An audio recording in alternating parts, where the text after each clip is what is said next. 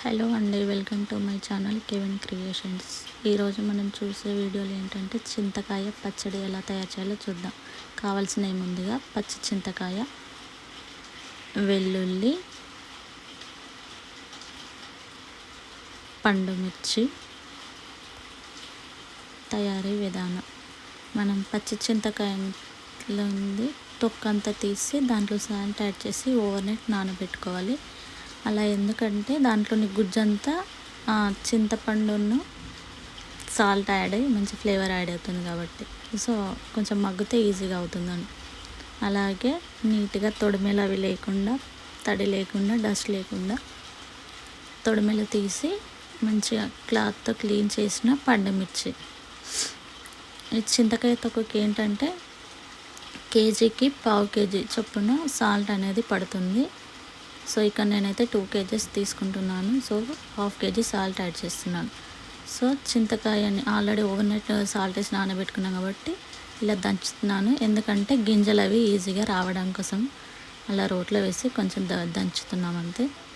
ఇక్కడ పండుమిర్చి కచ్చా పచ్చగా దంచుకోవాలి, కొద్దిగా సాల్ట్ యాడ్ చేస్తూ.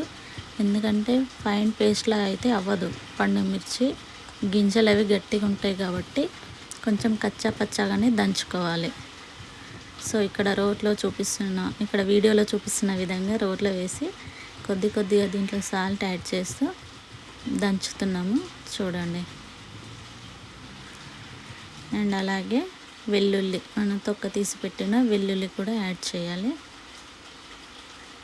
ఇలా దీనికైతే నేను 2 kgsకి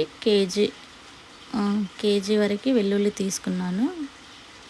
మనం ముందుగా చింతపండు గుజ్జు కొంచెం గింజలు అవి ఈజీగా రావడం కోసమే దంచుకున్నాం కాబట్టి దాంట్లో నుండి గింజలన్నీ వేరు చేస్తున్నామండి. ఎందుకంటే కొంతమంది అలాగే మగ్గనిస్తారు, మేము ఏంటంటే కొంచెం చేసి పెట్టుకుంటే బెటర్ ఉంటుందని చెప్పి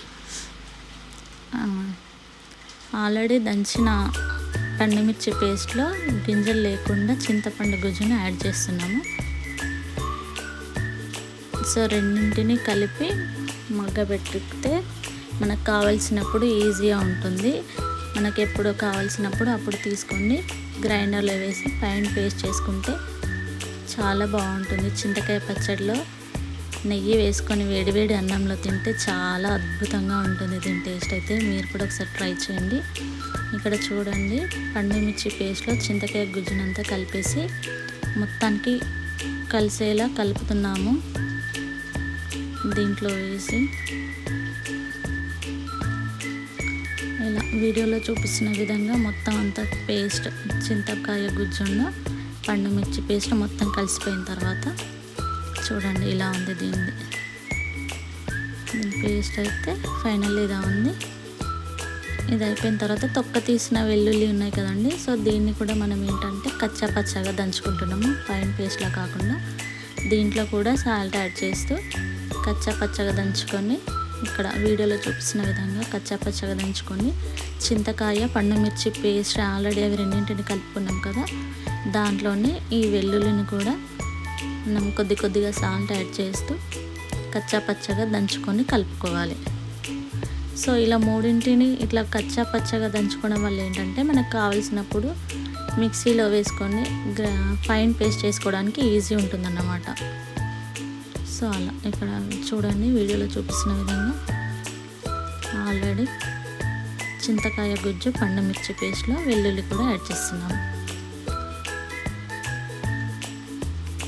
సో ఈ మూడింటిని ఇలా బాగా కలిపిన తర్వాత ఒక 2-3 డేస్ అలా మగ్గించుకొని మనకు కావాల్సినప్పుడు తీసుకొని మిక్సీలో వేసుకొని ఫైన్ పేస్ట్ చేసుకొని మనం పోపు చేసుకొని వేడివేడి అన్నంలో తింటే చాలా అద్భుతంగా ఉంటుంది దీని టేస్ట్.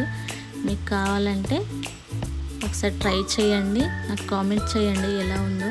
ఎంత బిగినర్స్ అయినా ఎవరైనా సరే ఇలా ఈజీగా చేసేయచ్చు.